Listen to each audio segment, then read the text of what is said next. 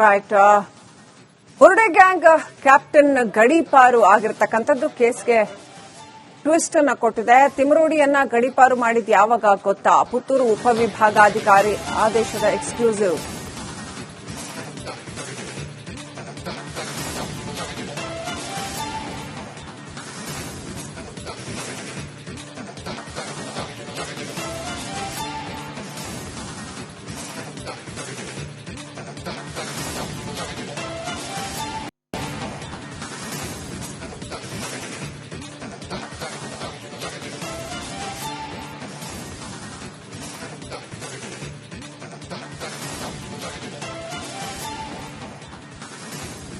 ಸೌಜನ್ಯ ಕೇಸ್ಗೆ ಸಂಬಂಧಪಟ್ಟಂತೆ ಬುರ್ಡೆ gang captain ಗಡೀಪಾರು case ಏನಿತ್ತು, ಮಹೇಶ್ ತಿಮರೋಡಿ ಅವರನ್ನ ದಕ್ಷಿಣ ಕನ್ನಡದಿಂದ ಗಡೀಪಾರು ಮಾಡಿರ್ತಕ್ಕಂಥದ್ದು, ಆ ಕುರಿತಾಗಿ ಬ್ರೇಕಿಂಗ್ ಅಪ್ಡೇಟ್ ಬರ್ತಾ ಇದೆ. ಪುತ್ತೂರು ಉಪವಿಭಾಗಾಧಿಕಾರಿ ಏನು ಆದೇಶ ಮಾಡಿದ್ರು ಅನ್ನೋದರ ಎಕ್ಸ್ಕ್ಲೂಸಿವ್, ಏನು ಕಾರಣ ಗಡೀಪಾರಿಗೆ ಅನ್ನೋದರ ಎಕ್ಸ್ಕ್ಲೂಸಿವ್ ಡೀಟೇಲ್ಸ್ ನ ರಿಪಬ್ಲಿಕ್ ಕನ್ನಡ ಕೊಡ್ತಾ ಇದೆ. 26 ಕಾರಣ, ಒಂದೆರಡಲ್ಲ. ಮಹೇಶ್ ತಿಮರೋಡಿ ವಿರುದ್ಧ 32 ಕೇಸುಗಳಿದ್ದಾವೆ. ಈತ ಓರ್ವ ರೌಡಿ ಶೀಟರ್ ಅಂತ ಹೇಳಲಾಗ್ತಾ ಇದೆ. ಸೌಜನ್ಯ ಕೇಸ್ಗೆ ಸಂಬಂಧಿಸಿದಂತೆ ಸಿಬಿಐ ನ್ಯಾಯಾಲಯದ ಆದೇಶ ಇದೆ. ಸೊ ಹಾಗಾಗಿ ಅನೇಕ ಕಾರಣಗಳಿದ್ದಾವೆ. ಮಹೇಶ್ ತಿಮರೋಡಿ ಅವರ ಗಡೀಪಾರಿಗೆ ಅನೇಕ ಕಾರಣಗಳಿದ್ದಾವೆ.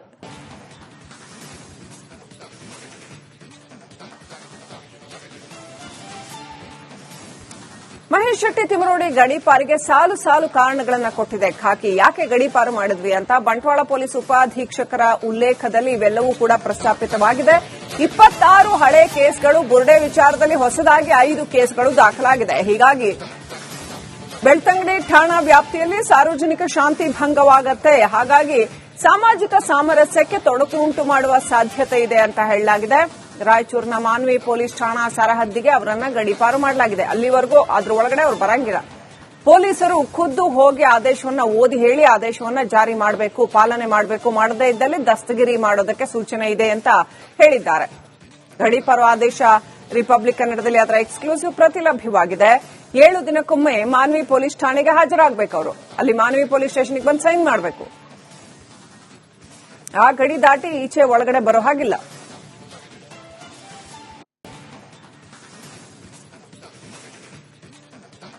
ಇನ್ನಷ್ಟು ಅಪ್ಡೇಟ್ ಪಡ್ಕೊಳ್ಳೋಣ. ನಮ್ಮ ಪ್ರತಿನಿಧಿ ಮುತ್ತಪ್ಪ ಲಮಾಣಿ ಲೈವ್ ಕನೆಕ್ಟ್ ಆಗಿದ್ದಾರೆ. ಮುತ್ತಪ್ಪ, ಇದೀಗ ಮಹೇಶ್ ತಿಮರೋಡಿ ಅವರನ್ನ ಗಡೀಪಾರು ಮಾಡಿದೆ ಅಂತ 7 ದಿನಕ್ಕೊಂದ್ಸರಿ ಮಾನ್ವಿ ಸ್ಟೇಷನ್ಗೆ ಬಂದು ಅವರು ಸೈನ್ ಮಾಡಬೇಕು ಅಂತ ಇದು ದಕ್ಷಿಣ ಕನ್ನಡ ಜಿಲ್ಲಾಡಳಿತ ಕೊಟ್ಟಿರ್ತಕ್ಕಂಥ ಅಥವಾ ಬೆಳ್ತಂಗಡಿ ಪೊಲೀಸ್ ಸ್ಟೇಷನ್ ಇಶ್ಯೂ ಮಾಡಿರ್ತಕ್ಕಂಥ ನೋಟಿಸ್. ಇದು ಜೊತೆಗೆ ಎಸ್ಐಟಿ ವಿಚಾರಣೆಗೆ ಈಗ ಮಹೇಶ್ ತಿಮರೋಡಿ ಅವ್ರನ್ನ ಕರಿಬೇಕು ಅಂತಂದ್ರೆ ಹೇಗೆ? ಆಮೇಲೆ ಆರ್ಮ್ಸ್ ಆಕ್ಟ್ ಅಂಡರ್ ಅಲ್ಲಿ ಅರೆಸ್ಟ್ ಆಗ್ತಾರೆ ಅಂತ 3-4 ದಿನದಿಂದ ಗೆಸ್ ವರ್ಕ್ ನಡೀತಾ ಇದೆಯಾ ಹೊರತು ಆರ್ಮ್ಸ್ ಆಕ್ಟ್ ಅಡಿಯಲ್ಲಿ ನೋಟಿಸ್ ಮೇಲೆ ನೋಟಿಸ್ ಅಷ್ಟೇ ಕೊಡ್ತಾ ಇದ್ದಾರೆ. ಕ್ರಮ ಯಾಕಿಲ್ಲ? ಆಮೇಲೆ ಈ ಬುರ್ಡೆ ಕೇಸಲ್ಲಿ ತಿಮರೋಡಿ ಇಷ್ಟು ವಿಡಿಯೋಗಳನ್ನ ಬಿಡ್ತಾ ಇದ್ರು ಕೂಡ ಮಹೇಶ್ ಶೆಟ್ಟಿ ತಿಮರೋಡಿದ್ ಏನ್ ಕಥೆ? ಎಸ್ಐಟಿ ಅವ್ರನ್ನ ವಿಚಾರಣೆನೇ ಮಾಡೋದಿಲ್ವಾ? ಅಥವಾ ಕರ್ಕೊಂಡು ಬಂದು ಬಂಧಿಸೋದು ಅಥವಾ ವಶಕ್ಕೆ ಪಡೆಯೋದು, ಈ ತರದ ಯಾವ ಕ್ರಮಗಳು ಕಾಣ್ತಾ ಇಲ್ವಲ್ಲ? ಏನ್ ಸ್ಪೆಷಲ್ ಪ್ರೊಟೆಕ್ಷನ್ ಕೊಡ್ತಾ ಇದೆಯಾ ಅವರಿಗೆ? ಆಕ್ಚುಲಿ ಏನ್ ನಡೀತಾ ಇದೆ ಮುತ್ತಪ್ಪ ಲಮಾಣಿ?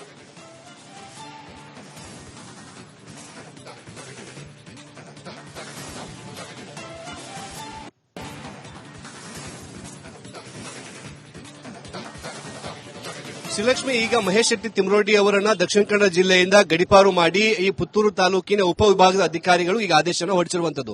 ಇದೇ ತಿಂಗಳ 18ನೇ ತಾರೀಕಿನಂದು ಸ್ವತಃ ಏನು ಎಸಿ ಅವರು ಈ ಒಂದು ಆದೇಶವನ್ನು ಹೊರಡಿಸಿದ್ದು, 18ನೇ ತಾರೀಕಿನಿಂದ ತಕ್ಷಣದಿಂದ ಬರುವಂತೆ ಈ ಒಂದು ಆದೇಶ ಪ್ರತಿಯನ್ನ ಮಹೇಶ್ ಶೆಟ್ಟಿ ತಿಮರೋಡಿ ಅವರಿಗೆ ಖುದ್ದು ಹೋಗಿ ಅಧಿಕಾರಿಗಳು ಓದಿ ಈ ಪ್ರತಿಯಲ್ಲಿ ಏನಿದೆ ಅಂತ ಅವ್ರಿಗೆ ಓದಿ ಹೇಳಬೇಕು. ತಕ್ಷಣದಿಂದ ಅವರನ್ನ ದಕ್ಷಿಣ ಕನ್ನಡ ಜಿಲ್ಲೆಯಿಂದ ಅವರನ್ನ ಗಡೀಪಾರು ಮಾಡಬೇಕು, ರಾಯಚೂರಿನ ಮಾನ್ವಿ ಪೊಲೀಸ್ ಠಾಣಾ ವ್ಯಾಪ್ತಿಯಲ್ಲಿ ಅವರು ವಾಸ ಮಾಡಬೇಕು ಅನ್ನೋದು ಕೂಡ ಈಗ ಒಂದು ಆದೇಶದಲ್ಲಿ ಇರುವಂತದ್ದು.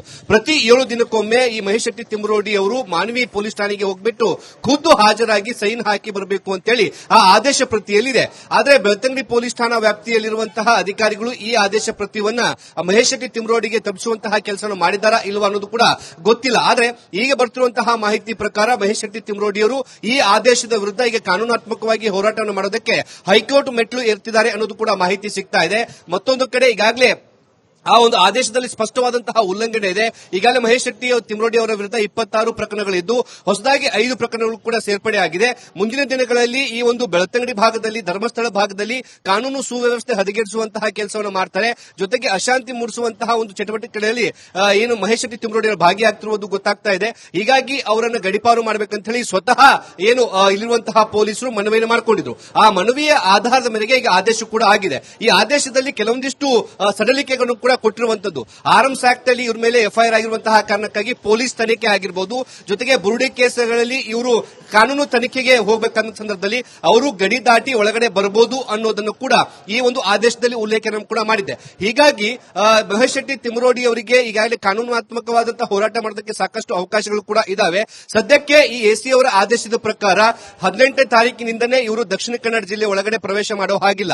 ಈಗ ಎಸ್ಐಟಿ ಅಧಿಕಾರಿಗಳ ತನಿಖೆ ಬೇರೆ ಹಾದಿಯಲ್ಲಿ ಹೋಗ್ತಿರುವಂತಹ ಕಾರಣಕ್ಕಾಗಿ ಹಾಲಿ ಸದ್ಯಕ್ಕೆ ಈಗ ಅವರು ಎಸ್ಐಟಿಗೆ ಬರುವಂತಹ ಅವಶ್ಯಕತೆ ಇಲ್ಲ. ಆದರೆ ಅಕ್ರಮವಾಗಿ ಶಸ್ತ್ರಾಸ್ತ್ರಗಳನ್ನು ಇಟ್ಟಿರುವಂತಹ ಕಾರಣಕ್ಕಾಗಿ ಬೆಳ್ತಂಗಡಿ ಪೊಲೀಸರು ಈಗಾಗಲೇ ಎಫ್ಐಆರ್ ದಾಖಲು ಮಾಡಿಕೊಂಡು 2 ನೋಟಿಸ್ಗಳನ್ನು ಕೂಡ ಅವರಿಗೆ ಜಾರಿ ಮಾಡುವಂತಹ ಕೆಲಸ ಮಾಡಿದ್ದಾರೆ. ಇವತ್ತು 2ನೇ ನೋಟಿಸ್ನ ಅಂತಿಮ ಗಡುವು. ಇವತ್ತು ಕೂಡ ಅವರು ಪೊಲೀಸ್ ಠಾಣೆಗೆ ಬಂದು ಹಾಜರಾಗುವುದು ಅನುಮಾನವಾಗಿರುವಂತಹ ಕಾರಣಕ್ಕಾಗಿ ಪೊಲೀಸರು ಮತ್ತೊಂದು ಸುತ್ತಿನ ನೋಟಿಸ್ ಕೊಡುವಂತಹ ಸಾಧ್ಯತೆ ಇದೆ. ಅಂದ್ರೆ ಯಾವುದೇ ರೀತಿಯಾದಂತಹ ಆರ್ಮ್ಸ್ ಆಕ್ಟ್ ಅಲ್ಲಿ ಏಕಾಏಕಿ ಅರೆಸ್ಟ್ ಮಾಡೋಕೆ ಇರೋದಿಲ್ಲ. ಕಾನೂನಾತ್ಮಕವಾಗಿ ಅವರಿಗೆ ನೋಟಿಸ್ ಕೊಡಬೇಕು. ನೋಟಿಸ್ ಅನ್ನ ಉಲ್ಲಂಘನೆ ಮಾಡಿದಾಗ ಅವರನ್ನ ದಸ್ತಗಿರಿ ಮಾಡೋದಕ್ಕೆ ಅವಕಾಶ ಇರುತ್ತೆ. ಹೀಗಾಗಿ ಒಂದು ಕಡೆ ಮಹೇಶ್ ಶೆಟ್ಟಿ ತಿಮ್ರೋಡಿ ಅವರಿಗೆ ಎಫ್ಐಆರ್ ಆಗಿರೋದು ಒಂದ್ ಕಡೆ ಆದ್ರೆ, ಮತ್ತೊಂದು ಕಡೆ ದಕ್ಷಿಣ ಕನ್ನಡ ಜಿಲ್ಲೆಯಿಂದ ಗಡಿಪಾರು ಕೂಡ ಮಾಡಿರುವಂತದ್ದು. ಈ ಎಲ್ಲಾ ರೀತಿ ನೋಡ್ತಾ ಹೋದ್ರೆ ಎಲ್ಲೋ ಒಂದ್ ಕಡೆ ಮಹೇಶ್ ಶೆಟ್ಟಿ ತಿಮ್ರೋಡಿ ಅವರಿಗೆ ಕಾನೂನು ತೊಡಕುಗಳು ಸಾಕಷ್ಟು ಉಂಟಾಗುವಂತಹ ಸಾಧ್ಯತೆ ಇದೆ ಅಂತ ಗೊತ್ತಾಗ್ತದೆ. ಶ್ರೀಲಕ್ಷ್ಮಿ,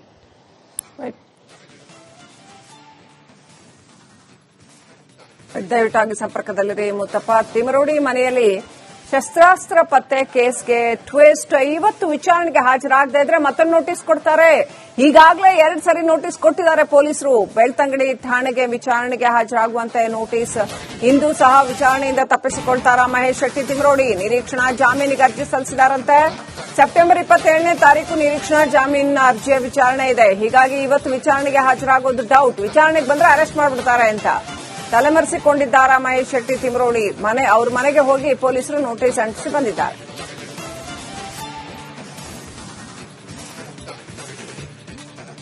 ಇನ್ನಷ್ಟು ಅಪ್ಡೇಟ್ ಪಡ್ಕೊಳ್ಳೋಣ. ನಮ್ಮ ಪ್ರತಿನಿಧಿ ಮುತ್ತಪ್ಪ ಲಮಾಣಿ ಲೈವ್ ಕನೆಕ್ಟ್ ಇದ್ದಾರೆ. ಎಸ್ ಮುತ್ತಪ್ಪ ಲಮಾಣಿ, ಇನ್ನೊಂದು ನೋಟಿಸ್ ಕೊಡೋ ಸಾಧ್ಯತೆಗಳಿದೆ ಅಂತ ಏನೇನಾಗಬಹುದು ಹಾಗಾದ್ರೆ?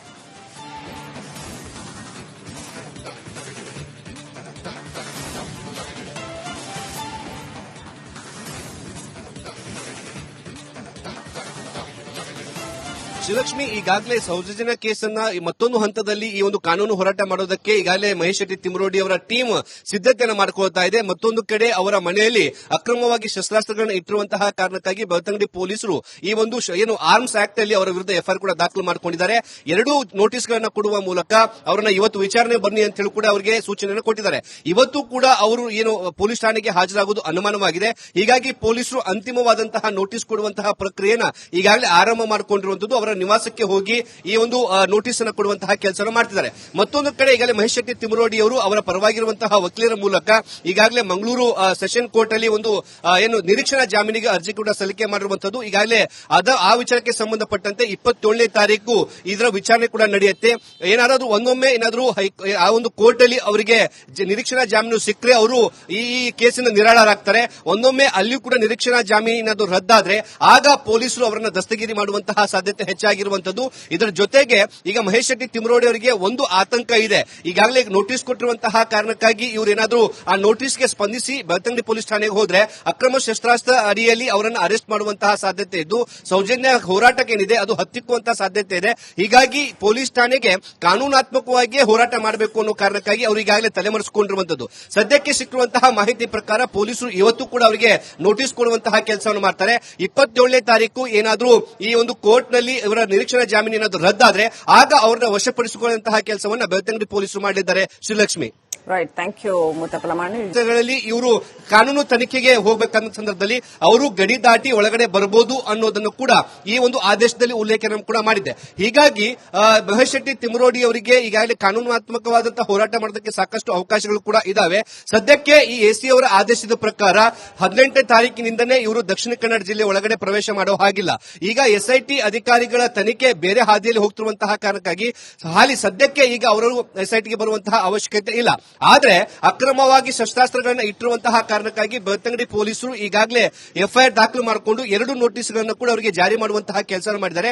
ಇವತ್ತು 2ನೇ ನೋಟಿಸ್ನ ಅಂತಿಮ ಗಡುವು. ಇವತ್ತು ಕೂಡ ಅವರು ಪೊಲೀಸ್ ಠಾಣೆಗೆ ಬಂದು ಹಾಜರಾಗುವುದು ಅನುಮಾನವಾಗಿರುವಂತಹ ಕಾರಣಕ್ಕಾಗಿ ಪೊಲೀಸರು ಮತ್ತೊಂದು ಸುತ್ತಿನ ನೋಟಿಸ್ ಕೊಡುವಂತಹ ಸಾಧ್ಯತೆ ಇದೆ. ಅಂದ್ರೆ ಯಾವುದೇ ರೀತಿಯಾದಂತಹ ಆರ್ಮ್ಸ್ ಆಕ್ಟ್ ಅಲ್ಲಿ ಏಕಾಏಕಿ ಅರೆಸ್ಟ್ ಮಾಡೋಕೆ ಇರೋದಿಲ್ಲ. ಕಾನೂನಾತ್ಮಕವಾಗಿ ಅವರಿಗೆ ನೋಟಿಸ್ ಕೊಡಬೇಕು. ನೋಟಿಸ್ ಅನ್ನ ಉಲ್ಲಂಘನೆ ಮಾಡಿದಾಗ ಅವರನ್ನ ದಸ್ತಗಿರಿ ಮಾಡೋದಕ್ಕೆ ಅವಕಾಶ ಇರುತ್ತೆ.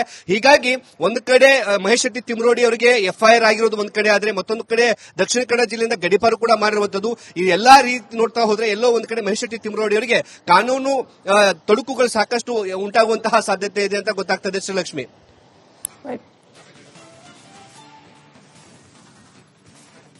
ದಯವಿಟ್ಟಾಗಿ ಸಂಪರ್ಕದಲ್ಲಿದೆ ಮುತ್ತಪ್ಪ. ತಿಮರೋಡಿ ಮನೆಯಲ್ಲಿ ಶಸ್ತ್ರಾಸ್ತ್ರ ಪತ್ತೆ ಕೇಸ್ಗೆ ಟ್ವಿಸ್ಟ್. ಇವತ್ತು ವಿಚಾರಣೆಗೆ ಹಾಜರಾಗದೇ ಇದ್ರೆ ಮತ್ತೊಂದು ನೋಟಿಸ್ ಕೊಡ್ತಾರೆ. ಈಗಾಗಲೇ 2 ಸರಿ ನೋಟಿಸ್ ಕೊಟ್ಟಿದ್ದಾರೆ ಪೊಲೀಸರು. ಬೆಳ್ತಂಗಡಿ ಠಾಣೆಗೆ ವಿಚಾರಣೆಗೆ ಹಾಜರಾಗುವಂತೆ ನೋಟಿಸ್. ಇಂದು ಸಹ ವಿಚಾರಣೆಯಿಂದ ತಪ್ಪಿಸಿಕೊಳ್ತಾರ ಮಹೇಶ್ ಶೆಟ್ಟಿ ತಿಮರೋಡಿ. ನಿರೀಕ್ಷಣಾ ಜಾಮೀನಿಗೆ ಅರ್ಜಿ ಸಲ್ಲಿಸಿದಾರಂತೆ.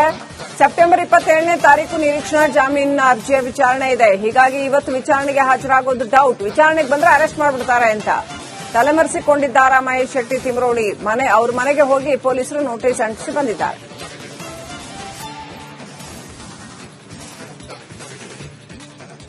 ಇನ್ನಷ್ಟು ಅಪ್ಡೇಟ್ ಪಡ್ಕೊಳ್ಳೋಣ. ನಮ್ಮ ಪ್ರತಿನಿಧಿ ಮುತ್ತಪ್ಪ ಲಮಾಣಿ ಲೈವ್ ಕನೆಕ್ಟ್ ಇದ್ದಾರೆ. ಎಸ್ ಮುತ್ತಪ್ಪ ಲಮಾಣಿ, ಇನ್ನೊಂದು ನೋಟಿಸ್ ಕೊಡೋ ಸಾಧ್ಯತೆಗಳಿದೆ ಅಂತ ಏನೇನಾಗಬಹುದು ಹಾಗಾದ್ರೆ?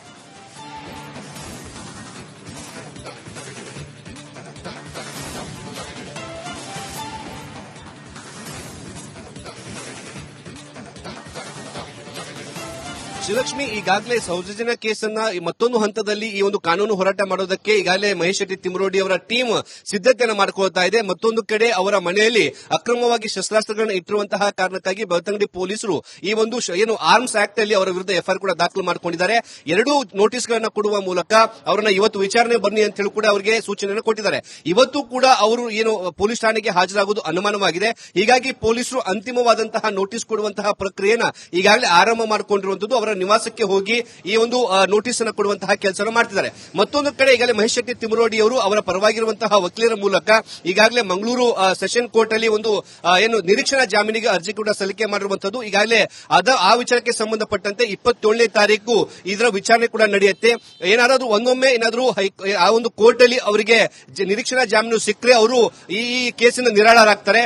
ಒಂದೊಮ್ಮೆ ಅಲ್ಲಿಯೂ ಕೂಡ ನಿರೀಕ್ಷಣಾ ಜಾಮೀನು ಏನಾದರೂ ರದ್ದಾದ್ರೆ ಆಗ ಪೊಲೀಸರು ಅವರನ್ನ ದಸ್ತಗಿರಿ ಮಾಡುವಂತಹ ಸಾಧ್ಯತೆ ಹೆಚ್ಚಾಗಿರುವಂತದ್ದು. ಇದರ ಜೊತೆಗೆ ಈಗ ಮಹೇಶ್ ಶೆಟ್ಟಿ ತಿಮರೋಡಿ ಅವರಿಗೆ ಒಂದು ಆತಂಕ ಇದೆ. ಈಗಾಗಲೇ ನೋಟಿಸ್ ಕೊಟ್ಟಿರುವಂತಹ ಕಾರಣಕ್ಕಾಗಿ ಇವರೇನಾದ್ರೂ ಆ ನೋಟಿಸ್ಗೆ ಸ್ಪಂದಿಸಿ ಬೆಳ್ತಂಗಡಿ ಪೊಲೀಸ್ ಠಾಣೆಗೆ ಹೋದ್ರೆ ಅಕ್ರಮ ಶಸ್ತ್ರಾಸ್ತ್ರ ಅಡಿಯಲ್ಲಿ ಅವರನ್ನು ಅರೆಸ್ಟ್ ಮಾಡುವಂತಹ ಸಾಧ್ಯತೆ ಇದ್ದು ಸೌಜನ್ಯ ಹೋರಾಟಕ್ಕೇನಿದೆ ಅದು ಹತ್ತಿಕ್ಕುವಂತಹ ಸಾಧ್ಯತೆ ಇದೆ. ಹೀಗಾಗಿ ಪೊಲೀಸ್ ಠಾಣೆಗೆ ಕಾನೂನಾತ್ಮಕವಾಗಿ ಹೋರಾಟ ಮಾಡಬೇಕು ಅನ್ನೋ ಕಾರಣಕ್ಕಾಗಿ ಅವರು ಈಗಾಗಲೇ ತಲೆಮರೆಸಿಕೊಂಡಿರುವಂತದ್ದು. ಸದ್ಯಕ್ಕೆ ಸಿಕ್ಕಿರುವಂತಹ ಮಾಹಿತಿ ಪ್ರಕಾರ ಪೊಲೀಸರು ಇವತ್ತು ಕೂಡ ಅವರಿಗೆ ನೋಟಿಸ್ ಕೊಡುವಂತಹ ಕೆಲಸವನ್ನು ಮಾಡ್ತಾರೆ. 27ನೇ ತಾರೀಕು ಏನಾದರೂ ಈ ಒಂದು ಕೋರ್ಟ್ನಲ್ಲಿ ಇವರ ನಿರೀಕ್ಷಣಾ ಜಾಮೀನು ಏನಾದರೂ ರದ್ದು